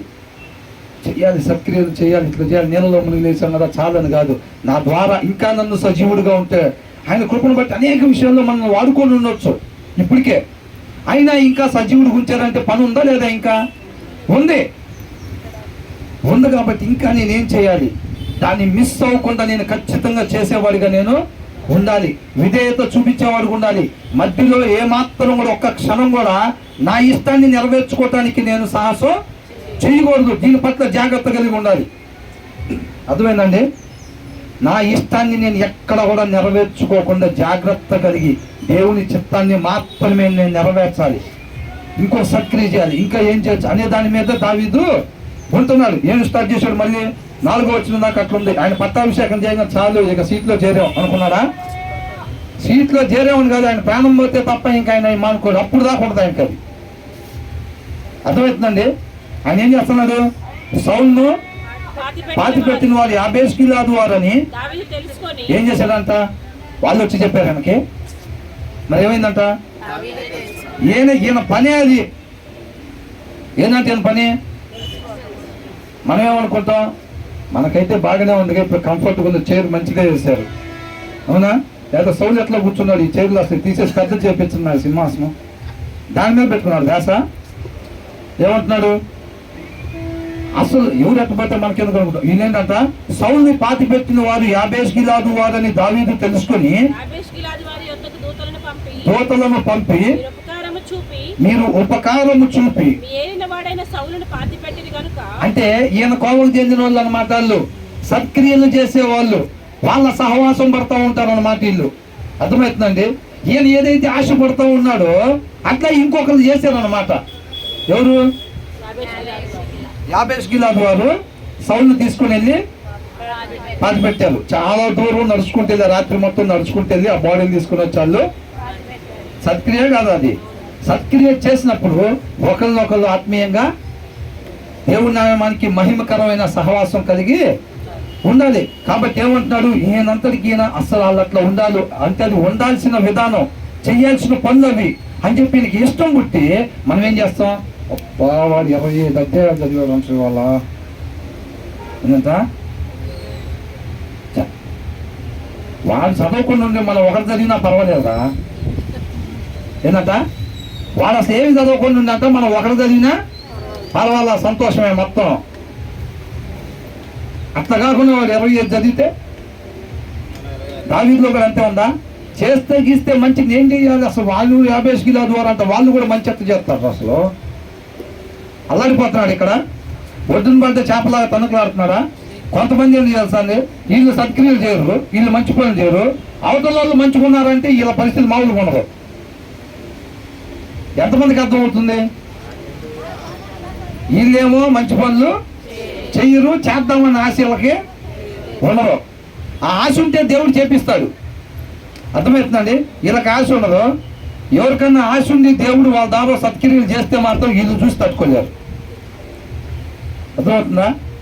వాళ్ళు కూడా చేయకుండా ఉంటే నేను చేయకపోయినా పర్వాలా, నా చుట్టూ ఉన్న వాళ్ళు ఎవరు చేయకుండా ఉంటే నాకు పెద్ద ప్రాబ్లం అనిపించదు. ఏంటంట, నేను చెయ్యాలనే నేను చేయట్లేదనే బాధ కాదు, నా చుట్టూ ఉన్న వాళ్ళు కూడా ఎవరు చేయట్లేదు అనుకోండి, నెమ్మదిగానే ఉంటారు వాళ్ళు. వాళ్ళు ఎవరన్నా కొద్దిగా 2 పాటలు పాడి చక్కగా ప్రార్థన చేసి కన్నీళ్ళు కాల్చారని ఇలా మనశ్శాంతి ఉండదు. నెలకోసారైనా సంవత్సరానికి ఒకసారైనా కన్నీళ్ళు కాలితే నేను కావాలే, కానీ వాళ్ళు కన్నీళ్ళు కాల్చారంటే వాళ్ళకి మార్కులు పడి ఉంటాయేమో. వీళ్ళకి నెమ్మది లేదు పాపం, అవునా? దావీదు కూడా అంతే అనుకున్నారా? అట్లా నెమ్మది లేకపోతుంది. వాళ్ళు పనులు చేస్తున్నారు, వాళ్ళు ప్రార్థనకు పోయారని ఎంతసార్లు వీళ్ళకి నెమ్మది ఉండదు పాపం. సంతోషం ఇది, అందరూ వెళ్ళాలి, అవునా? మనం కూడా వెళ్ళాలి, వాళ్ళు కూడా ప్రార్థనకి వెళ్ళాలి, వాళ్ళ పిల్లలు కూడా బాగుండాలి. అట్లా కాకుండా వాళ్ళు ప్రార్థనకి వెళ్ళారంట అంటే, వాళ్ళు ప్రార్థనకి వెళ్ళారంటే మనకి ఇబ్బంది అవుతుంది అనుకోండి. ఎక్కడ ఆడబడ్డాం? ఉరికాలో కాడా, అవునా? సత్క్రియలు చేస్తున్నాము అని అంటే దేవుళ్ళలో నాటబడితే అయితే రెండు ప్లేసులు ఉండేది. ఒకటి దేవుళ్ళలో నాటబడతాం, లేకపోతే అపవాదిలో నాటబడతాం, అంతే. ఈయనకి 50 గిలాదు వారనంతా మంచి పని చేశారు, సత్క్రియ చేస్తేనంటే ఈయనకి ఎంతో ఆనందం అనిపించిందంట. ఈయనకి ఎంతో ఆనందం అనిపించి ఈయన ఏం చేశారు తెలుసా అండి, దాన్ని పంచుకోవాలి, ఇరువురు కలిసి దేవుడి నామాన్ని మహింపరచాలి, వాళ్ళని అప్రిషియేట్ చేయాలి మంచి పని చేసినందుకని వాళ్ళ దగ్గరికి దూతల్ని పంపించాడంట. పంపించేమంటున్నాడు, మీరు ఉపకారము చూపి మీ ఏలిన వాడైన సౌలును పాతిపెట్టిరి కనుక యెహోవా చేత మీరు ఆశీర్వచనము నొందుదురు గాక. ఎవరి చేతంట? కొంతమంది మనసు చంపుకొని ఇస్తారు 100 రూపాయలు. అవునండి, తప్పదు. వాళ్ళు పోయినసారి ఇచ్చారుగా మనకి గిన్నెలో, వాళ్ళు వండుకున్నప్పుడు మనం కూడా ఇవ్వాలి, తప్పదు. వాళ్ళకు కూడా కొద్దిగేసి మనసు చంపుకొని అల్లాడిపోతా ఇస్తారు కొంతమంది. అవునా? ఈయనేమంటున్నాడు అంటే హృదయపూర్వకంగా కోరుకుంటున్నాడా లేదా? యెహోవా ఆశీర్వదిస్తే ఎట్లా ఉంటుంది? అవునా? ఆ 50 గిలాదు వారి గురించి అంత మేలు కోరుకుంటున్నాడు ఆయన. నేనేదో బస్తా బియ్యం పంపించండి లేదా కనుకలు పంపించండి అని అట్లా ఆయన ఏమంటున్నాడు, యెహోవా చేత మీరు ఆశీర్వచనం నొందుదురు గాక. బా, ఆయన కృపలోనే సమస్తం దాగి ఉంటుందండి. అవునా? వాళ్ళకి ఏం చూపించాలంట? అసలు వాళ్ళు చేసిన సత్క్రియకి ఈయన ఏమి ఇస్తున్నాడు? వాళ్ళకి ఎలాగా ఎంకరేజ్ చేస్తున్నాడు? యెహోవా మీకు కృపను, ఆయన కృప అంటే అన్నీ ఉన్నట్టే కదండి ఇంకా. అవునా? కాబట్టి దేవుడు కృప మీకు ఉండాలి అని అంటున్నాడు. మీరు సత్య స్వభావమును అగపరుచును అని అంటున్నాడు. సత్య స్వభావం అంటే వాక్య సారాంశం సత్యం. ఆ స్వభావాన్ని అంట, పండు తినక ముందు ఉన్న స్వభావాన్ని. అర్థమవుతుందండి? అంత మేలు కోరుకుంటున్నాడు వాళ్ళ పట్ల ఈయన. అంత మేలు ఇంకెవరిని కోరుకున్నట్టు కనపడ్డారా మీకు? నాకైతే దేవుడు కనపడుతున్నాడు. నీకెవరు కనపడలేదా? మరేంది, ఎవరన్నా కనపడ్డారా? అంత మేలు చేసేవాళ్ళు ఇంకెవరన్నా కనపడ్డారా అంటే ధ్యాస అంతా దావీదుకి వెళ్ళుందా? దావీదులో నుంచి దేవుడిని తీసేస్తే దావీదులో ఎంత పర్సెంటేజ్ ఉంటుంది? మరి 0. దావీదుని చూస్తే ఎవరు కనపడాలి మనకి? దేవుడు కనపడాలి, అంతే. దావీదు కనపడతాకి ఏమాత్రం కూడా వీల్లేదు. అర్థమవుతుందండి? అట్లా కాకుండా మీరు దావీదు గురించే దావీదే సమస్తం, దావీదానికి మహిమ కలిగిన సమస్త మహిమ దావీదుకే కలుగుగా, ఇక ప్రార్థనలో దావీదుని పెట్టేస్తారు. ఇంక అట్లా కాదు. దావీదు దేవుళ్ళలో నాటబడి ఉన్నాడు కాబట్టి మన పద్దాకు దావీదు పోలి అంటున్నారు. ఎందుకు ఎదురు వాక్యంలో దేవుని పోలి ఉంది కదా. అర్థమవుతుందా? ఎంతమందికి అర్థమవుతుంది? దావీదు దేవుళ్ళలో నాటబడి ఉన్నాడు కాబట్టి. అర్థమవుతుందండి? నేను చెబుతాం కాదు, దేవుడే అన్నాడు, నా దావీదులాగా వాళ్ళు ఉండలేదు కాబట్టి నేను దావీదు నిమిత్తం అని అంటూ ఉన్నాడు అనమాట. అలా సత్క్రియలందు ఆసక్తి కలిగి ఉండాలి అని అంటున్నాడు. కాబట్టి యెహోవా మీకు కృపను సత్య స్వభావమును అగపరచును, నేనును. చూసారండి, కొంతమంది ఏం చేస్తాం మనం, వాళ్ళ అవసరతలో ఉన్నారంటే ఉన్నది మొత్తం దాచిపెట్టుకుని ఏం చేస్తాం? ప్రార్థన చేస్తాం. దానికి ఖర్చు ఉండదు కదా, అంతేనా?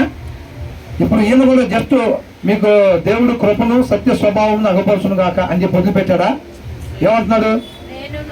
నేనును మీరు చేసిన ఈ క్రియను బట్టి మీకు ప్రతి ఉపకారమును, అంటే మీరు ఆయనకి చేసిన ఉపకారానికి, సౌలు పట్ల మీరు చేసిన కార్యం, ఆ ఉపకారానికి నేను కూడా ఖచ్చితంగా మీకు, అంటే ఈయనకేం లాభం అసలు? ఈయన ఇంట్లో ఎవరికైనా చేశాడా?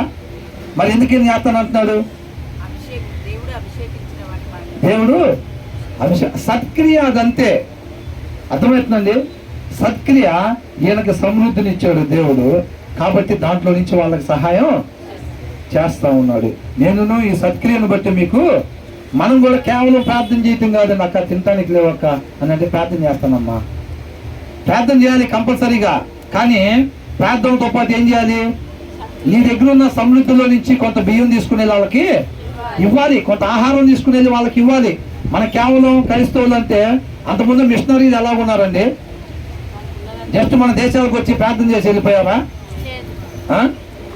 వాళ్ళ జీవితం, ప్రజలు చెప్పినట్టుగా ఏంటంట, వాళ్ళ జీవితం ఒక సువార్త పత్రిక లాగా కనపరిచారు అంతే. వాళ్ళు కనపరిచారు, వాళ్ళు చేయగలిగింది మొత్తం వాళ్ళకి చేశారు, ప్రార్థించారు వాళ్ళ కోసం కన్నీటి ప్రార్థనలు. ఎక్కడెక్కడి నుంచో బంగ్లాలు వదిలిపెట్టి, విదేశాల నుంచి బంగ్లాలు వదిలిపెట్టి ఇక్కడికి వచ్చి చిన్న చిన్న ఇల్లులు అద్దెలకు తీసుకొని వీళ్ళు చేయాల్సింది, అక్కడ వాళ్ళకున్న ఆస్తులు అమ్ముకొని వచ్చి ఆ డబ్బులు ఇక్కడ పేదవాళ్ళకి ఇచ్చి వాళ్ళ కొరకు ఆ చిన్న చిన్న ఇళ్లలో ఉండే వాళ్ళు మోకరించి ప్రార్థన చేశారు, క్రియారూపకంగా వాళ్ళకి సహాయం చేశారు. క్రైస్తవులు అనే వాళ్ళు అలాగుండాలి. మన కేవలం పలానా వాళ్ళు ప్రాబ్లంలో ఉన్నారు, ఇంటి పక్కన ప్రాబ్లంలో ఉంది, ఇంటి వెనకాల ప్రాబ్లంలో ఉంది అని తెలుసుకొని లిస్టులు రాసుకొని ప్రార్థన చేయటం కాదు, చేయాలి. అది వాటితో పాటుగా మనం చేయగలిగిన సహాయం కూడా వాళ్ళకి కంపల్సరీగా చేయాల్సిందే. అందుకే యోహాను రాసిన మొదటి పత్రికలు ఏమన్నాడు? కేవలం నాలుగుతో మాత్రం కాకుండా, నోటితో మాత్రం కాకుండా క్రియలతో మనం ప్రేమించేవారుగా ఉండాలి. అర్థమవుతుందండి? ఎంతమంది ఇష్టపడుతున్నారు అట్లాగా? అపోస్తుల దగ్గరికంతా వాళ్ళ సత్యం వచ్చినప్పుడు 3000 మంది బాప్తిసం తీసుకున్నారా? పేతురు గారు చెప్పినప్పుడు 3000 మంది బాప్తిసం తీసుకొని వాళ్ళు ప్రతి దినం కూడా అంత ప్రతి ఇంట్లో గ్యాదరింగ్ అవుతా ఉన్నారంట. ఎప్పుడైతే సత్యం వాళ్ళ దగ్గరికి వచ్చిందో వాళ్ళ ఆస్తులు అమ్ముకుని వచ్చి అపోస్తుల పాదాల దగ్గర పెట్టారంతే. అర్థమవుతుందండి? సత్యం అనేది మన దగ్గరికి వస్తే అది ఊరకనే ఉండదు, మనల్ని ఊరకనే ఉంచదు అంతే. నువ్వు వెళ్ళిపోతావు ఆటోమేటిక్గా చేయాల్సింది. అర్థమవుతుందండి? అది దావీదు హృదయంలో సత్యం ఉంది కాబట్టి నేను ఊరకుంటలేదు. మనం ఊరకుంటున్నామంటే మనం గమనించుకోవాలి, చెక్ చేసుకోవాలి ఒకసారి. ఇప్పుడు నూనె బదులు నీళ్ళు పోసామనుకోండి, బుట్లో ఏమైంది? అవునా? ఏదో లోపలేదో ఉన్నట్టు ఉంది కదా, అక్కడ దాకా ఉంది కదా, ఏదో ఉంటుంది అక్కడ దాకా, కానీ దీపం మాత్రం ఎలాగదో. కొంతమంది 3 ఆరాధనలకు పోతానే ఉంటారు, కోట్లు సంపాదిస్తానే ఉంటారు, ఎవరికి కూడా బిచ్చం పెట్టేది ఉండదు. అంటే దాంట్లో ఉందేంటి? నూనె, నీళ్ళు. అవునా? టిన్నీలు దాటుతున్నారు నీళ్ళు, లోపలికి తేప కొద్దిగా పోయి తెచ్చుకుంటున్నాడు. 3 డబ్బాలు, 3 ఆరాధనకి వెళ్తే 3 డబ్బాలు నీళ్ళు తెచ్చి దాచుకున్నట్టే. అడిగితే ఏమంటారు? ఒరిజినల్ నూనె. ఒరిజినల్ ఎక్కడ దొరికిందని మా పాస్టర్ గారు చెప్పారు. ఎవరు చెప్పారంట? ఆయనే ఆ డబ్బాలు అమ్మేది, నీళ్ళ డబ్బాలు. అంటే నేను ఏదో వేరే ఉద్దేశంతో మన దగ్గర ఇట్లా దొరికితే అక్కడ దొరికిద్దని చెప్పట్లేదని. ఇందాక నేనేమన్నా, మన ఆశపడి ప్రార్థన చేసుకుంటే ఖచ్చితంగా ఆయన సత్యం దగ్గరికి నడిపిస్తాడన్నా నేను. అంతేనండి? మీరు ఇక్కడికి వచ్చేటప్పుడైనా అదే పని చేయండి. ప్రార్థన చేసుకుని, ప్రభువా ఏ సత్యం అయితే మమ్మల్ని స్వతంత్రులుగా చేసిద్దో, ఏ సత్యం మాత్రమే మేము తెలుసుకోవాలని అనుసరించాలని మీరు ఇష్టపడుతున్నారో ఆ సత్యాన్ని మాత్రమే మేము అనుసరించేలాగా నీ కృపతో మమ్మల్ని నడిపించుదేవా అన్నప్పుడు ఏమంటున్నాడు? 10,000లో అంత అవలేలగా ఆయన గుర్తుపట్టచ్చు అంత. అవునా? ఎక్కడ రాస్తుంది? అది పరమగీతాల్లో రాస్తుంది. అంటే ఏంది? 10,000 మందిలో ఉన్న ఆయన అవలేలగా గుర్తుపట్టడం అంటే ఏంది? వాక్యమై ఉన్న దేవుడు ఎన్ని అబద్ధ బోధలు ఉన్నా సరే సత్య బోధ అనేది ఖచ్చితంగా నువ్వు అక్కడికి వెళ్ళిపోతావు అంతే.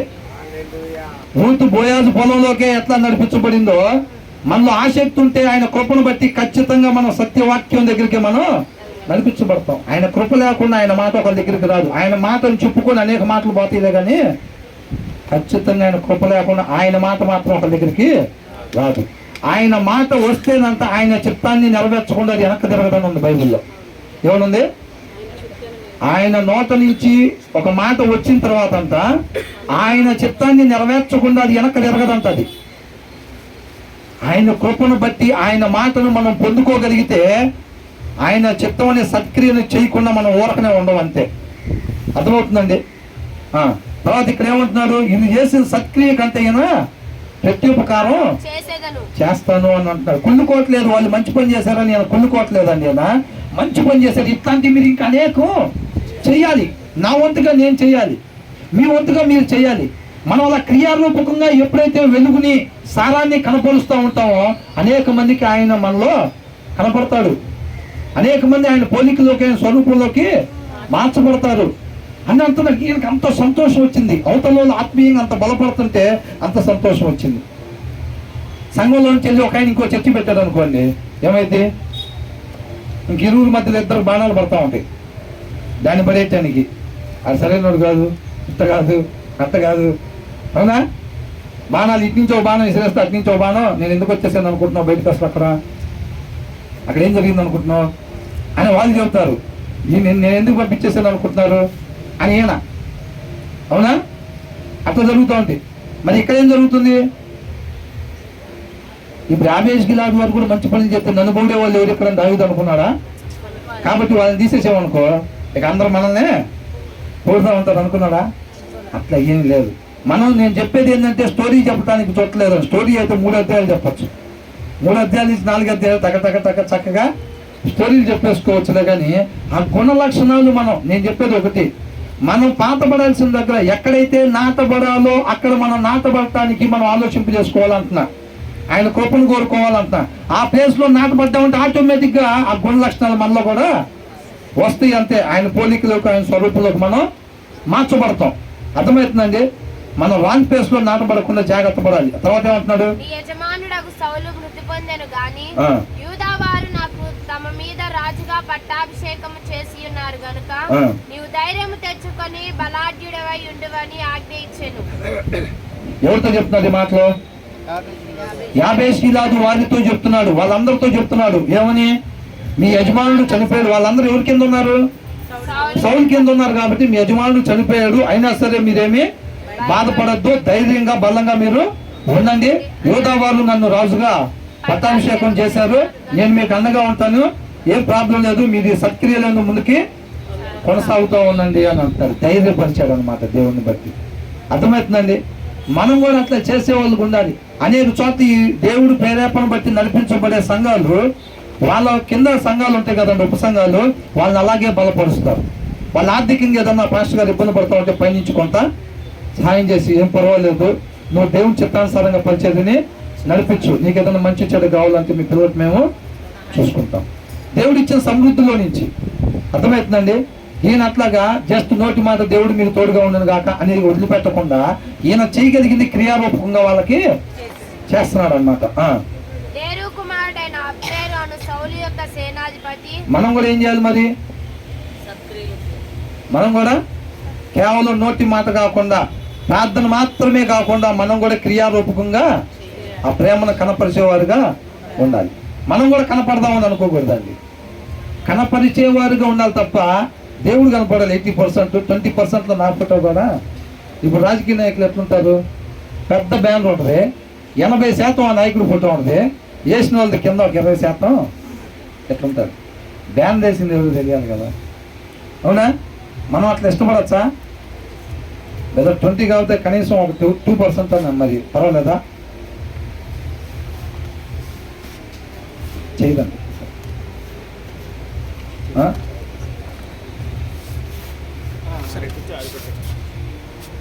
హల్లెలూయా. వింటున్నారండి?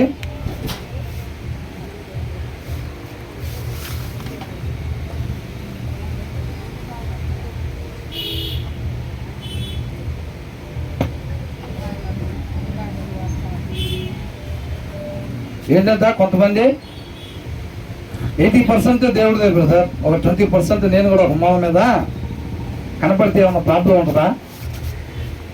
కనపడచ్చా? కనపడకూడదా? కనపడకూడదు అసలు. అర్థమవుతుందండి? మనల్ని మనం ఉపేక్షించుకొని దేవుడిని వెంబడించాలి. దేవుడు మాత్రమే మహింపరచబడాలి, అంతే. దేవుడు మనం కూడా మహింపరచబడాలని అనుకోకూడదు. ఏమనుకున్నాడు నెబుకద్నెజరు? ఏమనుకున్నాడు? నెబుకద్నెజరు దేవుడే అనుకున్నాడు. అవునా? ఆయన చిత్తం కొరకు వాడుకున్నాడు.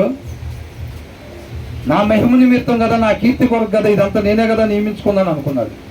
అట్లా తన మనసులో ఒక మాట అట్లా అనుకున్నాడు, అంతే. ఏమైంది? ఇమీడియట్గా దేవుని దగ్గర నుంచి దూతలు మారటం, అది తీసివేసి గడ్డి మేసే పరిస్థితుల్లోకి నెబుకద్నెజరు వెళ్ళిపోయాడు, అంతే. ఆయనకి రావాల్సిన మహిమను మనం ఏమాత్రం కూడా దొంగిలించేవారుగా ఉండకూడదు, అంతే. తర్వాత ఏమంటున్నాడు? అబ్నేరు అను సౌలు యొక్క సేనాధిపతి సౌలు కుమారుడగు ఇషాబోషేతును మహానయమునకు తోడుకొని పోయి. ఏం చేశాడంట? సౌలు చనిపోయాడా లేదా? అయిపోయిందండి. ఇక్కడ నుంచి స్పీడ్కి వెళ్ళిపోదాము. మాక్సిమం ఒక 5 నిమిషాల్లో క్లోజ్ చేసే ప్రయత్నం చేద్దాం.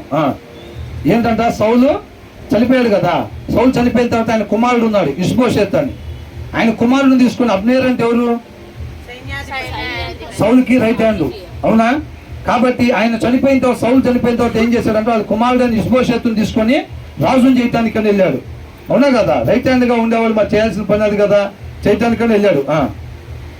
ఇష్బోషెతు మహానయమునకు తోడుకొని పోయి మహానయం అనే ప్లేస్ కి తీసుకెళ్ళాడంట. గిలాదు వారి మీదను ఆషేరీయుల మీదను ఇజ్రాయేలు మీదను ఎఫ్రాయిముల మీదను బెన్యామీయుల మీదను ఇశ్రాయేలు వారి మీదను రాజుగా అతనికి పట్టాభిషేకం చేశాను. రాజుగా అతన్ని సౌలు కుమారుణ్ణి రాజుగా పట్టాభిషేకం చేశారు వీళ్ళ మీద.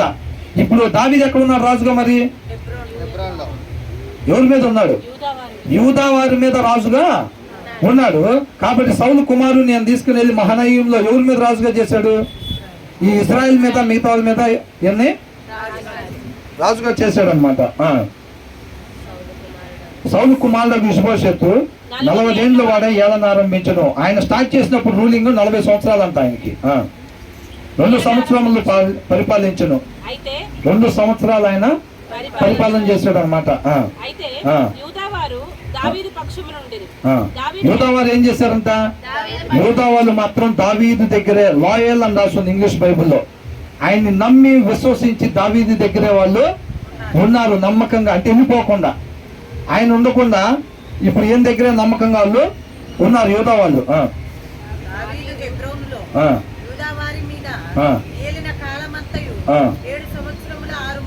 7.5 సంవత్సరాలు దావీదు యూదా వారిని పరిపాలన చేశాడు. ఏంటంటమ్మా ఎప్పుడుదా చేశాడంట? 7.5 సంవత్సరాలు. 7.5 సంవత్సరాలు అంటే 6 మాసాలు కలుపుకుంటేనే 7.5 సంవత్సరాలు యూదా వారిని పరిపాలన చేశాడంట. సౌలు కుమారుడకు ఇష్బోషెతు సేవకులను మహీనయములో నుండి బయలుదేరి గిబియోనునకు రాగా ఏం చేశారంటే వీళ్ళు ఆయన అక్కడ రాజుగా చేశారు. మహానయంలో ఉన్నారు వీళ్ళు. మహానయం దగ్గర నుంచి ఎక్కడికి వచ్చారంట? ఈ అబ్నేర్ అని ఆయన ఏం చేశాడంట? ఇష్బోషెతు రాజు కింద ఉన్నారు కదా ఇప్పుడు వీళ్ళందరూ. ఆయన రాజుగా తయారు చేసి అక్కడ ఉన్న జనాభాని కొంతమందిని తీసుకొని అబ్నేర్ అని ఆయన అంట వీళ్ళ మీద యూదా వారి మీద యుద్ధం చేయడానికి ఈయన ఇక్కడికి వచ్చాడు. ఎక్కడికి? గిబియోనుకు వచ్చాడంట ఈయన. అర్థమవుతుందండి? ఫస్ట్ ఈయన యుద్ధానికి బయలుదేరి వచ్చాడు వాళ్ళని తీసుకొని. ఎందుకు వచ్చి ఉంటాడు ఈయన? నేను చదివేటప్పుడు అనుకున్నాను ఆయన ప్రేమించే వారి కొరకు సమస్తం వాళ్ళ మేలు కొరకే సమకూడి జరుగుతూ ఉంటాయి అంతే. అవునండి. దేవుడు ఏమన్నాడు? సమస్తం మీద దావీదును రాజుగా పెడతానని అంటున్నాడు. కానీ ఇప్పుడు ఎంతవరకు ఉన్నాడు? యూదా వారి మీద వరకే ఉన్నాడు. మరి మిగతా వాళ్ళ మీద కూడా అవ్వాలి కదా. కాబట్టి ఆయన ఆటోమేటిక్గా బయలుదేరి రావాలంతే. అవునా? మనం అనుకుంటాం ఏంది ఇప్పుడే ఆయన సింహాసనం, నేను సింహాసనం ఎక్కి కూర్చున్నాను, ఆయన కూర్చున్నాను, నెమ్మదిగా ఉండొచ్చు కదా. ఉదాహరణలు నెమ్మదిగా ఎట్టుంటారు? దేవుడు నీ పట్ల ఇంకా గొప్ప తలంపులు ఉన్నాయి. నువ్వు ఆ ప్లేస్కి దేవుడు నిన్ను తీసుకెళ్ళాలంటే వాళ్ళు రావాలంటే బయలుదేరి మనకు కనపడితే ఏంటి అసలు వాళ్ళు యుద్ధానికి వస్తున్నాడు ఇప్పుడు ఇదే పని పొద్దుగుడురా అని మనకు అనిపించింది. మన జీవితంలో కూడా కొన్ని పరిస్థితులు ఏంది ఇలా ఉన్నాయి అని అనిపించింది. కానీ మనకి దేవుడు మన పట్ల ఉన్న ఉద్దేశాన్ని నెరవేర్చాలంటే ఆ పరిస్థితులు రావాలంటే ఇది ఎందుకు వచ్చారా అని అనిపించింది నాకు చివరిలో. కానీ అప్పుడు కనెక్ట్ అయింది అనమాట. వాళ్ళు ఆటోమేటిక్గా వస్తారంతే. దావీదు పట్ల దేవునికి ఉన్న చిత్తం, అవునా, అది నెరవేర్చబడాలి. ఓవరాల్ గా జరిగేది ఏంటంటే దేవుడి చిత్తం నెరవేర్చబడతా ఉండేది అనమాట. అవునా కదండి? ఇప్పుడు సౌలు అనుకున్నాడు, సౌలు ఆగిపోతే దేవుడి చిత్తం ఆగిపోయిందా? అయినా సరే దేవుడి చిత్తం జరుగుతున్నాడు. దావీదు ఆగిపోతే ఆగిపోయిందా? ఆగదంతే. ఓవరాల్ గా దేవుడి చిత్తం ఆయన రాజ్య స్థాపన చేస్తాడా లేదా? మన రాజులని యాజక సమూహంగా తన తండ్రికి అప్పగిస్తాడు అన్నమాట, ఒక రాజ్యంగా. ఆయన ఏదైతే ఫస్ట్ ఇష్టపడ్డాడో మనతో పాటు కలిసి ఉండాలి అని ఒక రాజ్యంగా, అంత మేలే తప్ప ఇంకక్కడ కీడేమీ ఉండదు. అలాంటి రాజ్యం స్థాపించుకొని ఆయన మనతో పాటు ఉండాలని ఆయన ఏదైతే ఇష్టపడుతున్నాడో అది ఖచ్చితంగా జరిగి తీరిద్ది అంతే. ఎంతమంది నమ్ముతున్నారు? హల్లెలూయా. నువ్వు నేను జరిగిపోయినా కానీ అది ఆటోమేటిక్గా జరిగిద్ది. దాంట్లో మనం ఉన్నామా లేదో చూసుకోవాలి మనం జాగ్రత్తగా. అది ఆయన కృపని ఆయన శక్తిని ఆశ్రయిస్తే తప్పకుండా మనం అందరం కూడా రాజ్యంలో ఉండేవారుగా ఉంటాం అంతే. కాబట్టి ఇక్కడ ఏమంటాడు?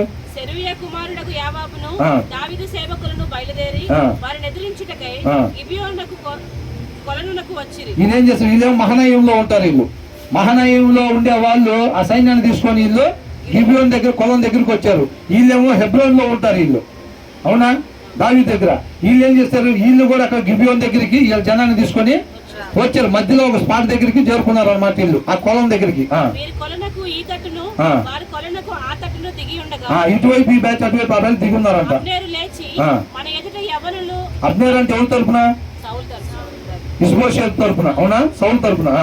మన ఎదుట యవ్వనులు మల్ల చేష్టలు చేయుదురా అని యావాబుతో అనగా యావాబు వారు చేయవచ్చునను. అంటే మల్ల చేష్టలు అంటే ఏంటి? అంటే కొట్టుకోవటం అన్నమాట. నా దగ్గర నుంచి కొంతమంది మనుషులు పంపిస్తాను, నీ దగ్గర నుంచి కొంతమంది మనుషులు, వాళ్ళు కుస్తీ పోటీలు పడతారు చూసారా, అట్లా మరి తన్నుకునేటట్టుగా చేద్దామా అని అబ్నేరు లేచి అడిగితే యోవాబుతో, సరే కానీ పంపించు కొంతమంది జనాభా, నేను కూడా అంతమందిని పంపిస్తాను అని అన్నాడు. అందరిగా చోటేస్తారు ఫైటింగ్ చేసుకోకుండా, గొలియాతు దావీదు లాగా అనమాట. అక్కడ ఒక్కొక్కళ్ళు ఇక్కడేమో 12 మందిని పంపించారు. తర్వాత ఏమైంది? లెక్కకు సరిగా సౌలు కుమారుడకు ఇష్బోషెతు సంబంధులైన 12 మంది బెన్యామీలను దావీదు సేవకుల్లో 12 మంది లేచి మధ్య నిలిచిరి. ఈయనేం చేశారంట, వాళ్ళు 12 మంది, ఈయన 12 మంది వచ్చి ఒకళ్ళ ఎదురు ఒకళ్ళు నిలబడ్డారు. ఇక ఖచ్చితంగా అర్థమవుతుంది, యుద్ధానికి కొన్ని రూల్స్ ఉంటాయి కదా, అవునా?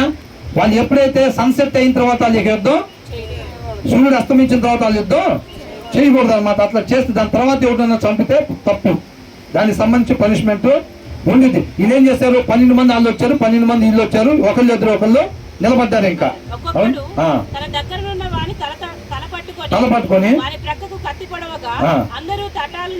ఏమైందంట, వాళ్ళు 12 మంది 12 మంది నిలబడ్డారు కదా, ఆయనకి యుద్ధం స్టార్ట్ అనగానే ఎమ్మటే వాడు తల పట్టుకుని అంట, వీడి చేతిలో ఉన్న కత్తి తీసుకుని వాడు తల పట్టుకుని వాడు డొక్కలో పొడిచాడు. ఈ ఎదురున్న వాడు కూడా ఏం చేశాడు, ఈ ఎడం చేత వీడు తల పట్టుకొని ఆ కుడి చేత వీడి డొక్కలో పొడిచాడంట. అంటే ఒకడొకడు ఎదురు నిలబడ్డవాడు, ఆయన తల పట్టుకుని ఆయన పొడిస్తే ఈయన తల పట్టుకుని ఈయన్ని పొడిచాడు. అట్లా 12 మంది అట్లాగే చేశారంట. 24 మంది ఒకటేసారి చనిపోయారు, పడిపోయారు. అందువలన ఆ స్థలమునకు పేరు పెట్టబడెను. అది గిబియోనునకు సమీపము. తరువాత ఆ దినమున ఘోర యుద్ధము జరగగా అబ్నేరును ఇశ్రాయేలు వారును దావీదు సేవకులు ఎదుట నిలవలేక పారిపోయి. ఏం జరిగిందంట తర్వాత? ఇక వాళ్ళు 12 మంది అక్కడే స్పాట్ లో చనిపోయారు కదా. చనిపోయిన తర్వాత ఈ మిగతా ఈ గ్రూపులు 2 కలుసుకొని యుద్ధం చేసుకున్నారు. ఎమ్మటే యుద్ధం చేసుకోగానే ఏమైంది, అబ్నేరు ఇష్బోషెతు బ్యాచ్ ఎవరైతే ఉన్నారో వాళ్ళు ఈ యోధా జనం ముందు నిలబడలేక పారిపోయారంట. ఆ పారిపోతుంటే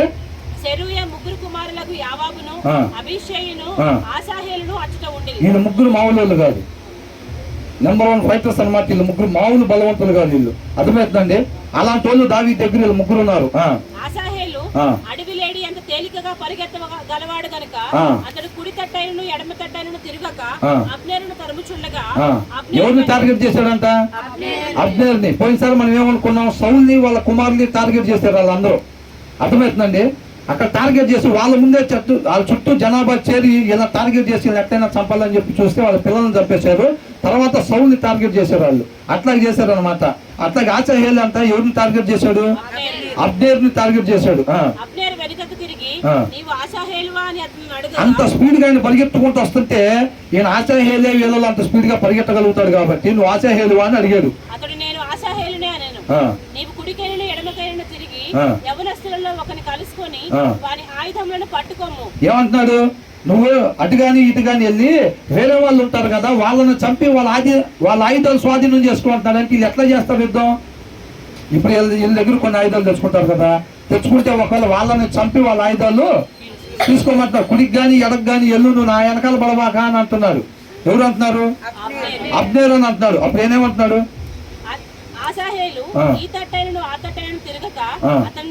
అసలు అటు ఇటు బోకని ఏం టార్గెట్ చేసుకుని ఎమ్మడబడుతున్నాడు.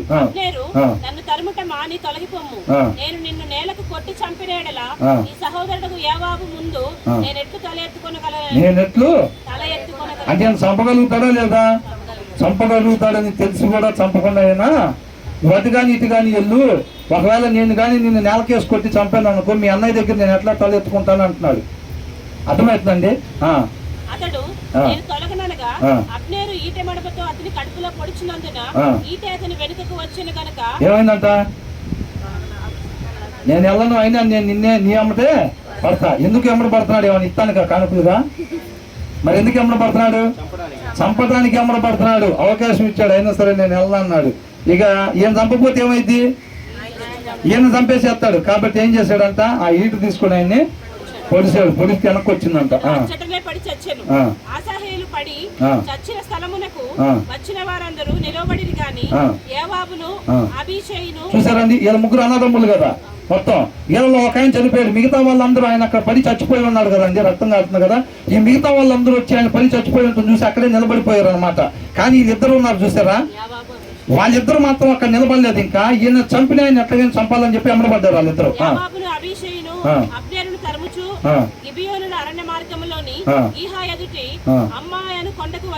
అబ్నేర్ అనంత ఇల్లు ఎవరెవరు, యోవాబు అభిషేక్ అనే వాళ్ళంతా అబ్నేర్ని తరుముకుంటే ఆ కొండ దగ్గరికి వచ్చారంట, అమ్మాని కొండ దగ్గరికి వచ్చారు. ఏమైందంట, సూర్యుడు అస్తమించిన తర్వాత చంపచ్చు ఎవరన్నా, చంపడానికి లేదు. ఈ లోపల బెన్యామీన్లు ఏం చేశారు అనుకుంటున్నారు, ఆ అబ్నేరు చుట్టూ ఒక రౌండ్ గా, అంటే ఒక విఐపి సెక్యూరిటీ అంటారు కదా, విఐపి అంటే మధ్యలో ఉంచుతారు, మిగతా చుట్టూ సెక్యూరిటీ వచ్చేస్తారు కదా, అట్లా బెన్యామీన్లు అందరూ అబ్నేరు చుట్టుముట్టేశారు అనమాట. ఎవరు అబ్నేరు జోలి రాకుండా అట్లాగా చుట్టుముట్టేస్తే అప్పుడు అబ్నేరు లేచి మాట్లాడుతున్నాడు ఎవరితో, ఏమంటారు చూద్దాం ఒకసారి. చూసారా, చుట్టూ సర్కిల్ వేసి నిలబెట్టారు. ఇంకా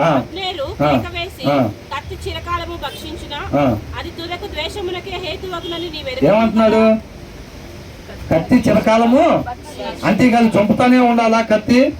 మీ వాళ్ళని వాళ్ళ సహోదరుల మీద, యూదా వాళ్ళు ఇజ్రాయెల్ జనాంగం ఏమవుతారు, ఒకరికొకరు సహోదరులే వాళ్ళు అయ్యేది, అవునా. కాబట్టి తన సహోదరుల్ని చంపకుండా ఇంక వెనక్కి వెళ్దాం పదాన్ని ఇంతవరకు చాలు నువ్వు చెప్పవా నీ జనానికి అని అంటున్నాడు యోవాబుతో అబ్నేరు, అవునా. ఎంతవరకు చంపుకుందాం, ఇప్పుడు నా తరపున జనాభా ఉన్నారు, నీ తరపున జనాభా ఉన్నారు, నీకు ఇలా ఇంకెంత సమయం అయితే అంత సమయం చంపుకుంటూ పోతే మిగులుతారు ఎవరన్నా. మరి ఎంత సమయం ఉంటావు, ఇక చాలే పదండి, ఇంకా అయిన కాడికి అయిందని చెప్పవా ఇక నువ్వు జనానికి. ఇక కత్తి చంపుతానే ఉండాలా. కత్తి ఇప్పుడు అవతల వాళ్ళని చంపితే వాళ్ళకి ఇళ్ళ మీద ఏమొచ్చింది, ఇష్టం వచ్చిద్దా, దేశం వచ్చింది. అవతల వాళ్ళు ఇళ్ళ వాళ్ళని చంపారు అనుకోండి, వీళ్ళకి అవతల వాళ్ళ మీద ఇష్టం వచ్చిద్దా, ఏమొచ్చింది, ద్వేషమే వచ్చింది. అది చివరికి ద్వేషాన్నే కదా మిగిల్చేది. ఇక ఎప్పటికీ నువ్వు ఆత్మని చెబుతావు ఇంకా అని అంటున్నాడు అబ్నేరు. ఎంతమందికి అర్థమైందండి, అర్థమైందా. తమ సహోదరులను ధర్మవద్దని నీవెంతవరకు జనులకు ఆజ్ఞయ్యక ఉందవని యోవాబుతో అనెను.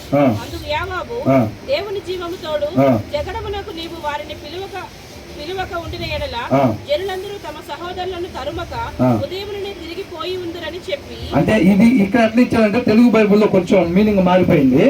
ఇక్కడ ఏమనుంది, దేవుని జీవంతోడు జగడమునకు నీవు వారిని పిలవక ఉండిన ఎడల అని. అంటే ఫస్ట్ ఎవరు వచ్చారు దానికి, వీళ్ళేక మహానయం నుంచి బయలుదేరి వచ్చారు కదా. నువ్వు కానీ వారికి పిలవకుండా ఉండుంటే వాళ్ళు వచ్చేవాళ్ళు కాదు అన్నట్టుగా ఇక్కడ రాసి ఉంది. కాదు ఇంగ్లీష్ బైబుల్ ఏమైనా ఉందంటే, నువ్వు కానీ ఇప్పుడు తెలిసి ఈ మాట చెప్పకపోయి ఉంటే కనుక ఖచ్చితంగా రేపు ఉదయం వరకు మిమ్మల్ని ఎమ్మరబడి యుద్ధం చేస్తానే ఉండేవాళ్ళు మా వాళ్ళు, యెహోవా జీవంతోడు అని అన్నాడు అని. ఇంకా చాలే అట్లయితేనే బాకానాథం ఊది ఆగమని చెప్తాడనమాట ఆ జనాభాకి.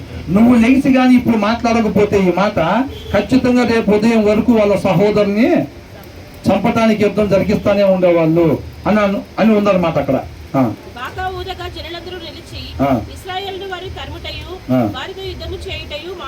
చూసారండి, ఆయన ఆపేశాడు యుద్ధం, ఇంకా జరగటం ఆపాడు బాకానాథుడి. అతని వారును ఆ రాత్రి అంతా మైదానము గుండా ప్రయాణము చేసి యోర్దాను నది దాటి పిత్రోను మార్గమున మహీనయమునకు వచ్చింది. ఎక్కడి నుంచి వచ్చారు వీళ్ళు ఫస్ట్ అసలు? వీళ్ళ రాజు ఎక్కడున్నాడు, ఇష్బోషెత్ రాజు ఎక్కడున్నాడు, మహానయంలో ఉన్నాడు, అవునా. ఆ మహానయం నుంచి వీళ్ళ జనాన్ని తీసుకొని యుద్ధానికి వచ్చారు వీళ్ళ మీదకి. ఎక్కడికి, గిబియోన్ కొలం దగ్గరికి వచ్చారు.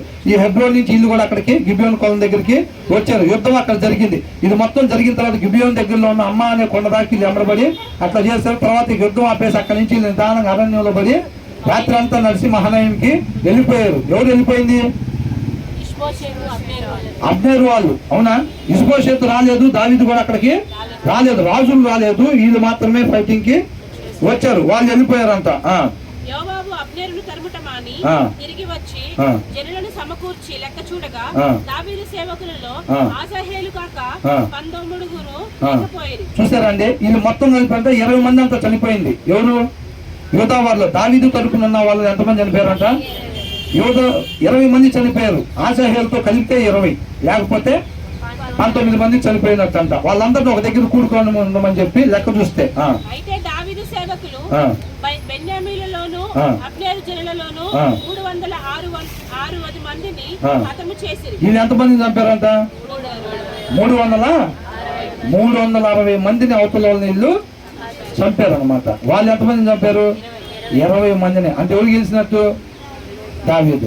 ఎందుకని పద్దాకులు జయమేయగలుగుతుంది దావీదుకి?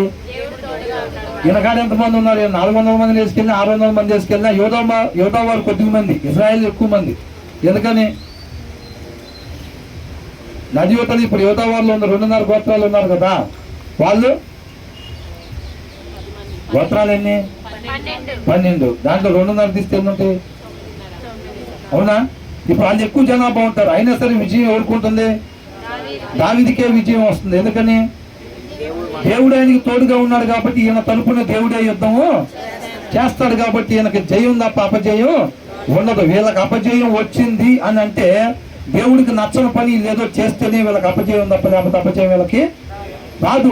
అందుకనే సౌలు కూలిపోయినప్పుడు దావీదు అట్లాగా విలాపాన్ని తెలియపరిచాడు. యూదా వాళ్ళందరూ తెలుసుకునేటట్టుగా దేవుడికి ఇష్టం లేని రీతిగా వాళ్ళు జీవించారు కాబట్టి, దేవుడు వాళ్ళకి తోడుగా లేడు కాబట్టి అట్లాగా జరిగింది అని.